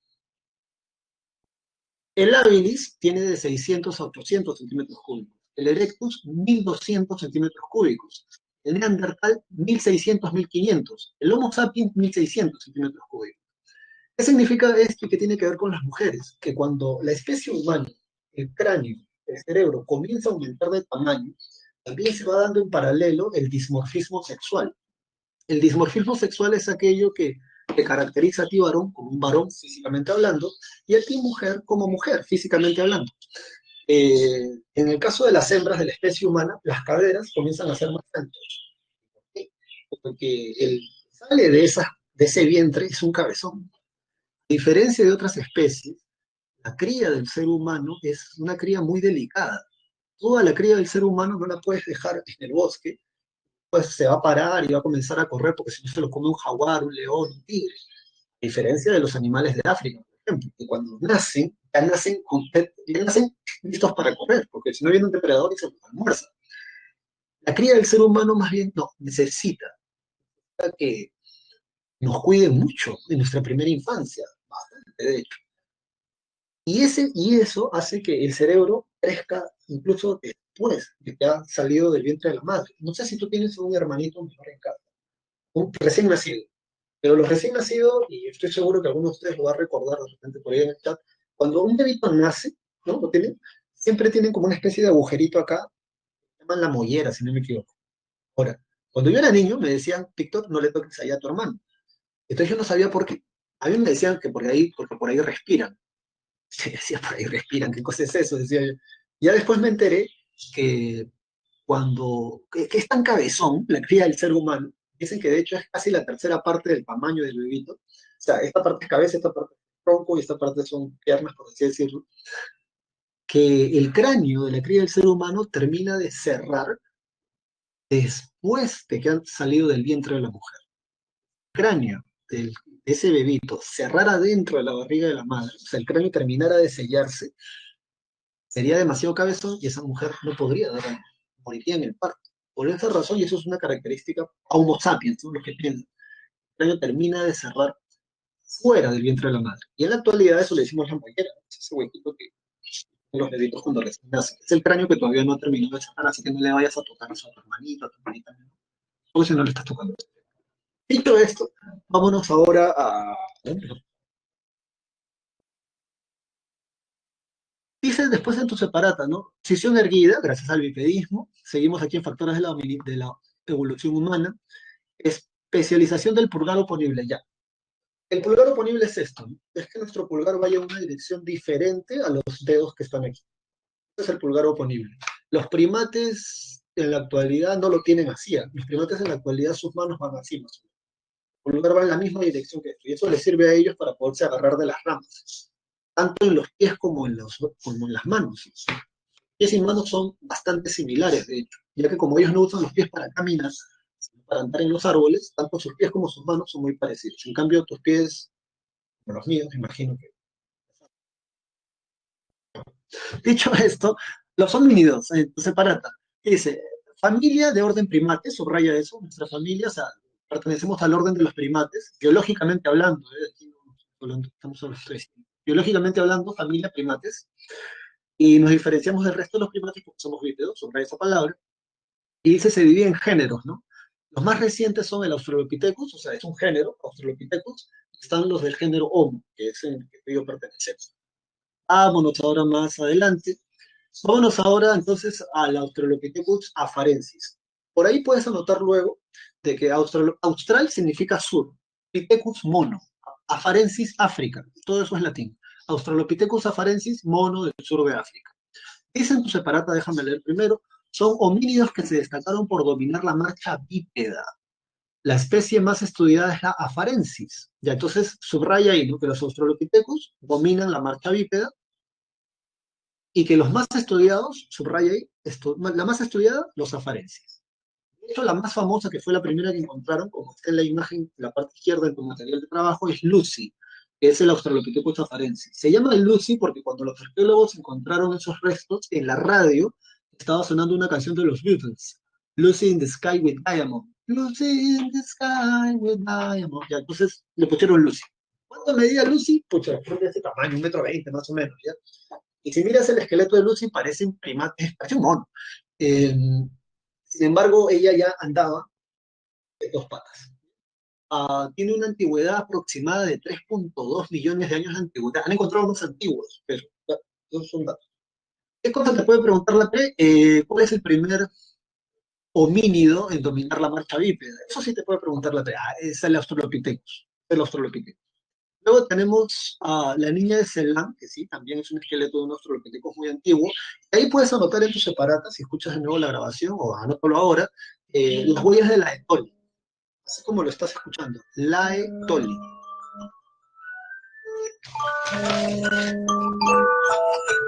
Ya. Las huellas de la Etoli son estas huellas que un Australopithecus hizo, que al inicio de la clase te lo está explicando, y que quedaron grabadas ahí en la Etoli. Vámonos ahora al primero del género Homo, que es el Homo habilis.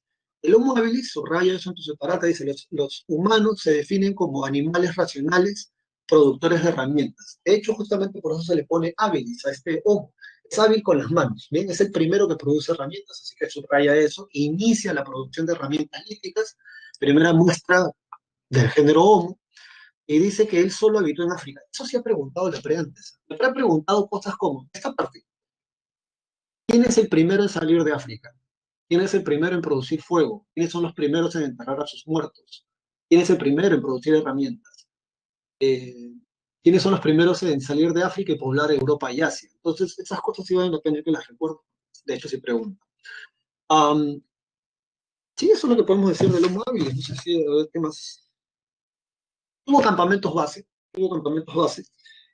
Tiene una antigüedad aproximada de 2.500.000 años a 1.300 millones, 1.300.000 años, ¿no? O sea, en 1.300.000 años se extinguió el habilis. Vamos a pasar ahora al Homo erectus. Se le llama Homo erectus a este homínido porque este ya está erguido completamente. Ese sí tiene toda la estructura biológica para poder caminar grandes distancias. De hecho, el dato interesante, como el Homo erectus subraya, aparte de ser el primero en usar el fuego, es que es el primero en salir de África y ocupar Asia y ocupar Europa. En Asia se le llama al Homo erectus el hombre de Java, el hombre de Pekín. En Asia es un Homo erectus y se le llama así, hombre de Java, hombre de Pekín. En Europa se le llama el hombre de Heidelberg o Heidelbergensis, cualquiera de las dos es válida. Son Homo erectus adaptados a Europa y adaptados a Asia. Y bueno, dice ahí en tu separata, eso déjame leerlo, los fósiles más conocidos son hallados en Pekín y en Java, ¿no? El hombre de Pekín, el hombre de Java. Eso déjalo ahí. Ahora, si miras en tu separata, lo que hay entre paréntesis, tanto el Australopithecus, el Homo habilis como el Homo erectus pertenecen al Paleolítico inferior. Eso está entre paréntesis en el costado de cada nombre. Sin embargo, el Homo neandertal pertenece al Paleolítico medio. Al, donde dice en tu separata Homo neandertal, letra C, Paleolítico medio, lo primero que tú vas a hacer es jalar una flecha hacia el primer check de abajo y subrayar que inicia con la última glaciación de Kurm o Wisconsin. Es la última gran glaciación de este periodo conocido como el Pleistoceno, o también la Era del Hielo. ¿Se ha visto la película? La Era del Hielo se desarrolla justo entre el Paleolítico superior y el Paleolítico medio, porque es la parte donde la cosa, no, perdón, el Paleolítico y el Mesolítico, porque es justo el periodo donde la cosa se está descongelando, comenzando a aumentar el calor. Y la última gran glaciación del Pleistoceno es ahí donde este homínido, llamado el Homo neandertal, se adapta a esa glaciación. Que subraya, es el primero en enterrar a sus muertos, que es algo muy interesante. El Homo sapiens, el tipo que es como tú, el tipo que es como yo, no enterraba a sus muertos. Cada vez que nosotros, bueno, gente de antes andaba, se moría un miembro del grupo y lo dejaban ahí, que se pudra, que se coman, se quede por ahí. En cambio, el Homo neandertal, que ya tiene una capacidad craneana similar a la tuya y a la mía, estamos hablando de 1500 a 1600 centímetros cúbicos, ese tipo enterrado, muerto. Es una idea muy interesante porque, o sea, en cualquier libro académico te van a decir el inicio de la concepción mágico-religiosa, el inicio de una espiritualidad, una vaina así. Sin embargo, creo que es algo que cualquiera de nosotros puede entender, sobre todo en este contexto donde a veces de manera directa o indirecta algún familiar ha sido afectado lamentablemente por esto de la pandemia y han fallecido, que es que uno entierra a sus muertos porque de tener a veces un lugar donde recordarlo, al menos para saber dónde está esa persona que en algún momento compartió la vida con nosotros. El Homo neandertal no es un salvaje, el Homo neandertal es un tipo que piensa, incluso se dice que tuvo lenguaje articulado, subraya eso, ¿no? Presentó cuerdas vocales, lenguaje articulado, y este tipo ya entierra a sus muertos. Pueden haber sido muchas las razones, para que no se pudra, para que no peste el campamento, para que no se lo coma otro neandertal o animales de carroña. Lo cierto es que el tipo ya no es un salvaje, el tipo siente. Por eso entierra también a sus muertos. Y por eso también se inicia la concepción mágico-religiosa de una vida después de la muerte, ¿no? Bueno, si eres creyente de alguna religión, en teoría hay una vida después de esta. Si es ateo, pues no se dice que hay y ya, pero uno entierra a sus muertos justamente por estas, si es creyente, por esta esperanza, ¿no? De que después de esta vida nos vamos a encontrar en la otra.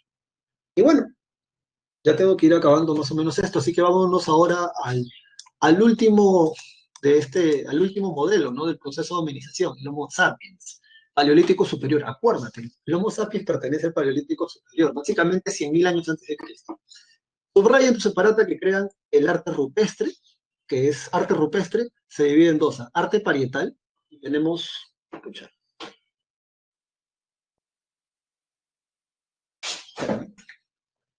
no se esperen.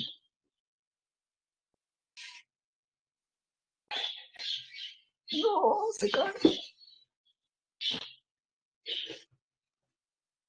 No le hace rato y de repente ya me sacaron de acá. Arte parietal. Acá se ve, creo que sí, ahí más o menos aquí se ve. Los Homo sapiens somos los tipos que pintamos en las paredes, en las paredes de las cuevas. ¿Qué cosa pintan en las paredes de las cuevas los Homo sapiens? Toda su vida. ¿Qué animales cazan? ¿Cómo los cazan? ¿Cómo se los comen? Se retratan bailando, ponen sus manos en las paredes a modo de firma, algunos dicen. Y más interesantes, la cueva de Altamira en España, conocida como la Capilla Sixtina del Paleolítico Superior. Son más de 100 metros, si no me equivoco, de pinturas rupestres que pertenecen al Paleolítico Superior. Lo otro que tenemos es, bueno, ahí está en tu separata, ¿no? Como la cueva de Altamira en España, en el primer check. Subraya por favor también el arte mobiliario. El arte mobiliario son esculturas. La más famosa es la Venus de Willendorf. El arte mobiliario, aquí está. Pensé usar esto de nuevo, yo pensé que todas las imágenes se las iba a presentar. Pero aquí está la Venus de Willendorf. Esta estatuilla, que representa una figura femenina, es de este tamaño. Este tamaño es la Venus de Willendorf. Se le llama arte mobiliar porque tú puedes mover la escultura, te la puedes llevar de un lugar a otro. Arte mobiliar. Bueno, no subraya el dato, por cierto, el Homo neandertal básicamente es un homínido adaptado a Europa o al norte. Han encontrado también neandertales en Asia, pero son muy pocos los casos. En cambio, el Homo sapiens, subraya porque ese es un dato interesante, es el homínido que pobló todo el planeta Tierra, llegando inclusive hasta Australia y hasta América. El ejemplar más famoso, el hombre de Cro-Magnon. Vámonos ahora al punto número 3, la prehistoria y la edad de los metales. De la prehistoria y la edad de los metales dice definición, déjame leer eso. Se define la prehistoria como el periodo comprendido entre el nacimiento del género Homo, ser racional y producto de herramientas, y el surgimiento de las civilizaciones. Se divide en edad de piedra y edad de los metales. La edad de piedra se divide en tres periodos. Acuérdate, yo estudialo así, de hecho aquí en la separata está muy bien explicado. Paleolítico, piedra antigua, mesolítico, Mesoamérica, Mesopotamia, mitad, medio, entre. Esa es una palabra que tienes que recordar porque la vamos a usar regularmente. Meso, medio, mitad, entre. Litos, entre las dos piedras. La piedra antigua, paleolítico, y la piedra nueva. Neo, el prefijo neo significa nuevo. Y después la edad de los metales, ¿no? Cobre, bronce y hierro. Vamos entonces al número uno, paleolítico, dice piedra tallada, características que te la vas a aprender de memoria. Por cierto, donde dice paleolítico, escribe al costado o arriba, entre paréntesis obviamente, las características son iguales o similares al lítico peruano. Y esto es matar dos pájaros de un solo tiro. Cuando yo era estudiante como tú, siempre se me quedó la frase que decía, no estudies más, estudia mejor. Y, y sí, pues, ¿no? Porque no se trata de la cantidad de tiempo que le inviertas, aunque es muy importante, obviamente, el tiempo que le inviertas para el estudio. Mínimo tienes que estar estudiando unas 5 horas, mínimo diario, mínimo. Lo mínimo en realidad deberían de ser 6, 2 horas para cada curso del día. Ya la gente que ya está en un nivel, ya está ya a un paso ingresado a la universidad, esos locos estudian hasta 8 horas diarias. Solamente llegaba a hacer eso una semana antes de los exámenes, ¿no? Para poder repasar sobre. Pero bueno, las características que vamos a leer ahora son similares al lítico peruano. Las características del mesolítico son similares al arcaico inferior. Y las características del neolítico son similares, excepto en una cosa, que es la cerámica, al arcaico superior en historia del Perú. Así que si te aprendes las características desde ahora, que por cierto es algo que la pregunta, seguro, está matando dos pájaros con un solo tiro. Dicen las características, déjame leer. En este periodo tuvo lugar el proceso de hominización, ya, subraya. Tuvo lugar el proceso de hominización aquí. En la economía, es una economía depredadora. Esto es fácil, ¿eh? ¿Por qué es depredadora? Porque el ser humano no produce lo que consume. Todo lo que va a consumir para poder vivir o subsistir lo toma de la naturaleza. Es depredador. Organizados en bandas nómades. Acuérdate de esto. Un nómade es aquel que vive errante. Ahora, ¿por qué el ser humano vive errante? No produce lo que come. Una vez que el ser humano gasta los recursos de una zona, cuando ya no hay más recursos, migra hacia otro lado. Gasta los recursos de esa zona, animales o vegetales, y migra a otro lado. Y así, en África hasta completar un círculo, o completar todo un ciclo de vida nómada. Movilizado por el cambio de las estaciones, dice esto separata, y dice que ahí se mejoran las herramientas. Y ahí están las etapas.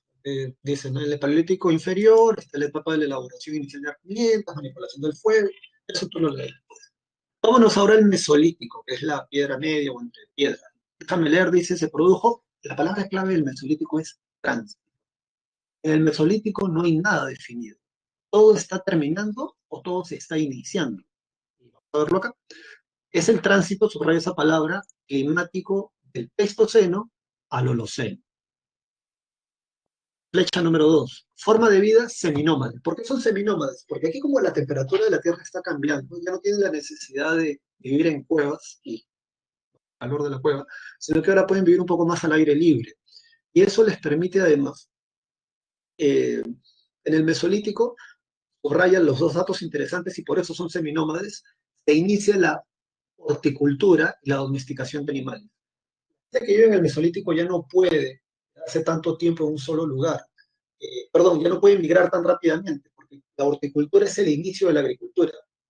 ¿Cómo te lo explico? ¿Tú en el colegio alguna vez has hecho el experimento de un frijolito con un algodón y sale un tallo? Ya, eso es horticultura. Y tú dirás, ¿por qué, profesor? Porque después de eso es otro rollo, que ese frijolito te crezca como una planta grande. Lo mínimo que tú puedes saber como un Homo sapiens, que eres, sea hombre o mujer, es saber que si tú le echas un poquito de agua a un algodón o pones una semillita en un poquito de tierra, le echas agua, va a crecer un tallo. Era lo mínimo que sabían en ese tiempo. De hecho, en el Mesolítico la gente no sabía que tenías que echarle agua a la semilla, tierra. Lo único que sabían era que tenías que poner la semilla y la tierra y a ver si crecía. En el Neolítico, donde ya se confirma que necesitas agua para que la planta crezca.